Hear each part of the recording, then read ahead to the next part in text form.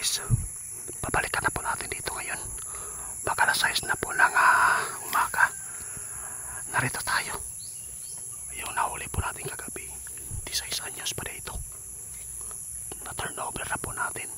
Ipapakita ko sa inyo kung saan nahulog ng orasyonan natin sa taas po ng durian. Meron po daw siyang kasama dito. Kapag ganitong oras, natutulog yan. Kaya dito po ninyo mapanood ang totoong aswang. Kung saan po sila ngayon nagtatago kapag ganitong oras. Mahina na yan. Dito natin nasagupa yung mga manananggal noon, guys. Ilang beses po tayo dito nakasagupa.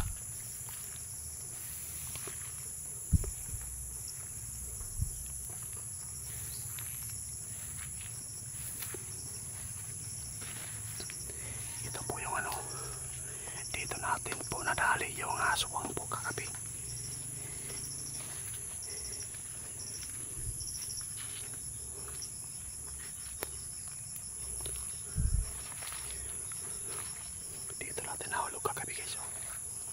Dito si Rabel napatakbo nung masakupa niya. Liputin natin yung mga damo, guys. Tulog pa yan. Tingnan nyo pa po. Nandyan po.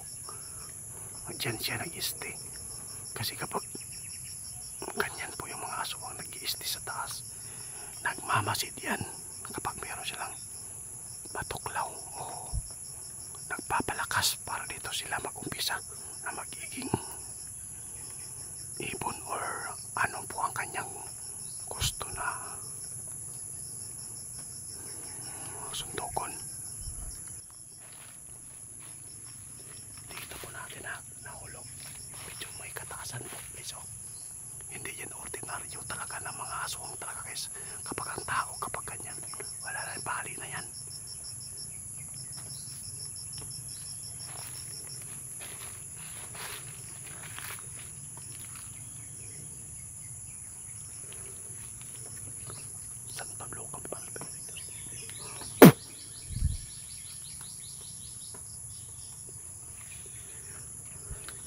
Ito yung kawayan na binayaran po natin yung may ari dito na ipatabas.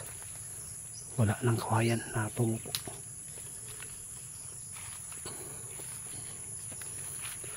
Alam po nyo, guys, gusto po nila tirahan dito dahil po marami silang mabibiktima ng mga taga city na walang kalam-alam sa aswang. Madali nilang mahawaan.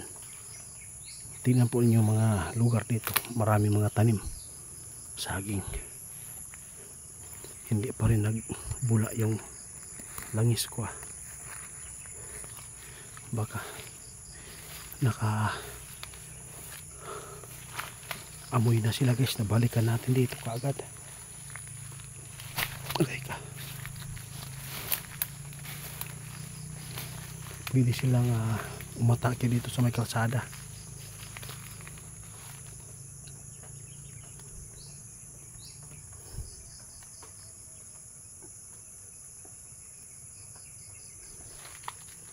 Sobrang sukal na yung mga area dito.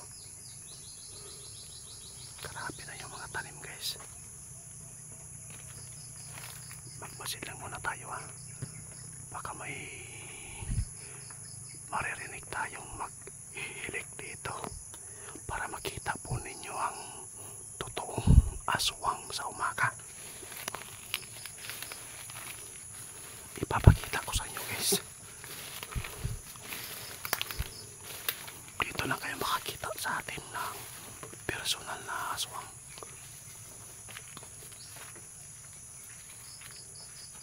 Wala kayong maririnig na mga tao dito na may mga bahay.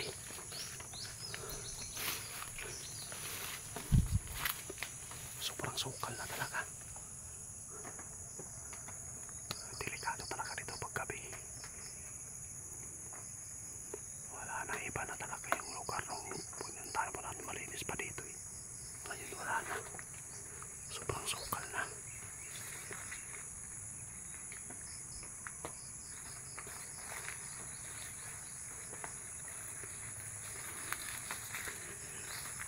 Tingnan po nyo guys ang mga tirahan ng aswang walang mga kabahayan at pwede yan silang umatake sa inyo kahit araw dahil sila po ay uhaw ng dugo.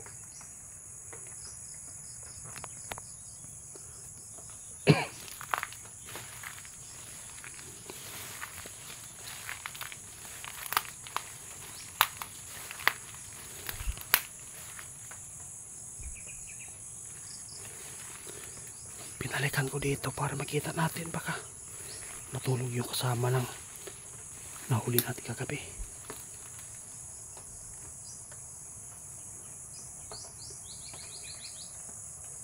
Tingnan yung paligid, grabe. Grabing ulan guys.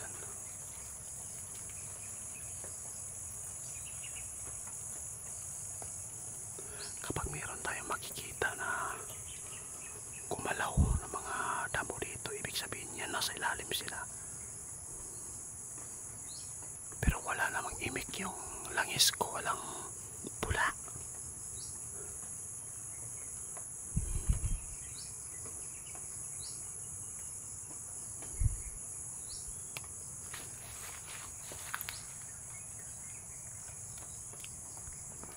Akyatin natin na sa taas guys. Bahala na to.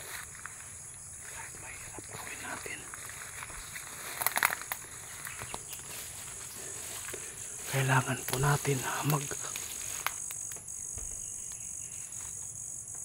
magtiis. Parang may gumagalaw dyan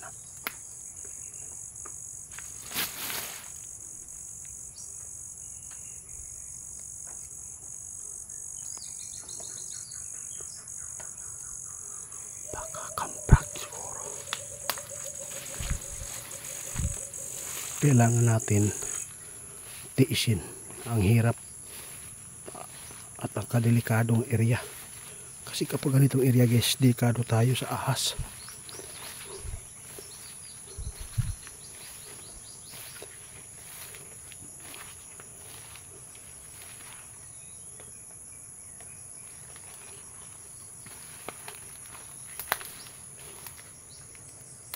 Walang gumagalaw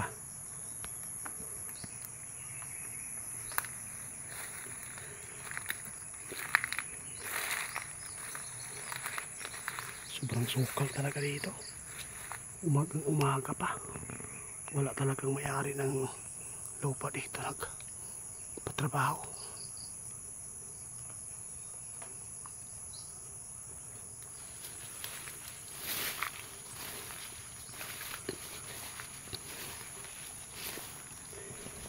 Ito yung sinabi ni kaibigan natin Dwindling Linyo.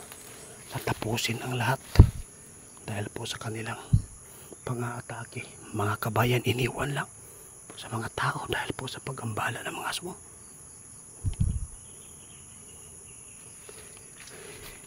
Nakaamoy sila. Nabalikan natin dito. Walang natutulog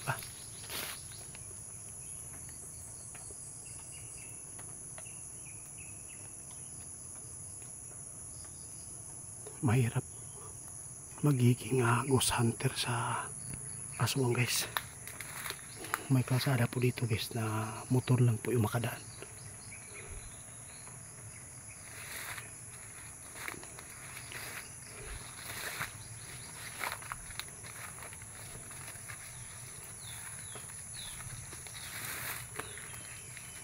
Parang may dumadaan dito Hindi naman ako nakapunta dito guys. Ngayon lang. Tingnan nyo, dinaanan ibig sabihin dito sila. Grabe.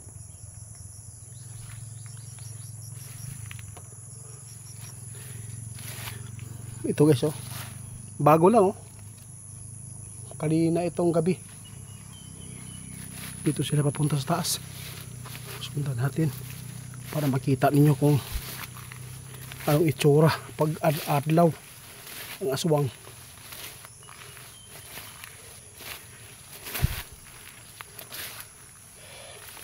Santom Lucam Vivanos Benedictus Dium. Walang tinamaan guys. Wala tayong narinig na igham.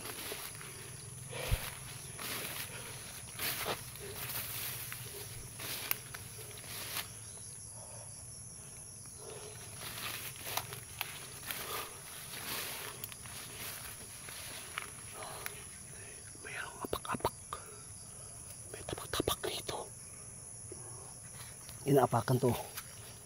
Dito sila papunta sa may kalsada. Ito guys. Oh, dito.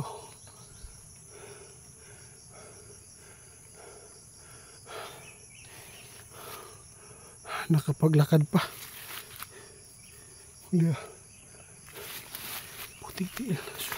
Baybayin natin to guys. Dito siya. Oh. Ito yung daan-daan niya.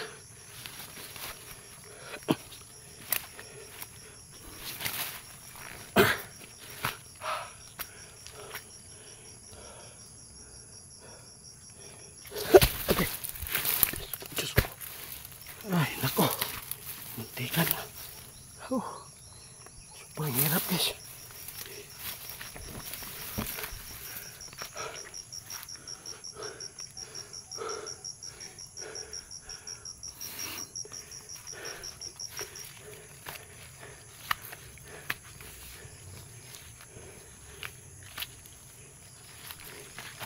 May utak.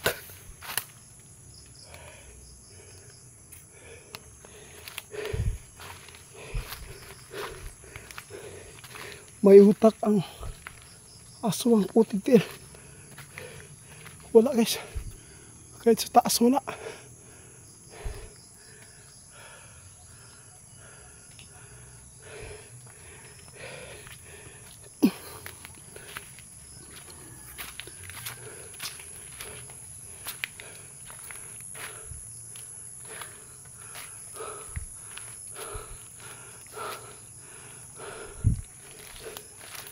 Wala yun guys. Oh.